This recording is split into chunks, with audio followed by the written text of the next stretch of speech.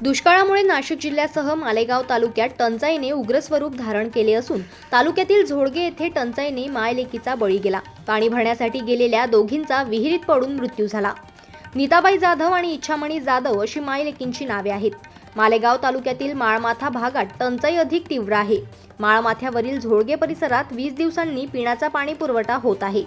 गावातील बहुसंख्य विहिरींनी तळ गाठलं असून ज्या विहिरींमध्ये थोडे पाणी उपलब्ध आहे तिथे गावातील महिलांना भांडे कपडे धुण्यासाठी जावे लागते। पशुपालकांनाही शेतशिवारीतील विहिरींवर जाऊन जनावरांची तहान भागवावी लागत आहे। नीताबाई आणि त्यांची मुलगी इच्छामणी या झोडगे शिवारातील एका विहिरीवर धुणे धुण्यासाठी तसेच पाणी भरण्यासाठी गेल्या होत्या। काही वेळाने या मायलेकी विहिरीत पडल्याचे तेथून जाणाऱ्या मेंढपाळ महिलेच्या लक्षात आले। या महिलेने माहिती दिल्यावर ग्रामस्थांनी घटनास्थळी धाव घेत मदत कार्य सुरू केले। मदत कार्यास विलंब झाल्याने दोघींना वाचविण्यात यश आले नाही। मायलेकी विहिरीत कशा पडल्या याची निश्चित माहिती पोलिसांकडेही नाही। दोरबादलीच्या साहाय्याने विहिरीतून पाणी काढत असताना पाय घसरल्याने आधी दोघींपैकी एक पाण्यात पडली असावी, तिला वाचविण्यासाठी दुसरीने विहिरीत उडी घेतली असावी अशी शक्यता व्यक्त करण्यात येत आहे। या प्रकरणी मालेगाव तालुका पोलीस ठाण्यात नोंद करण्यात आली आहे।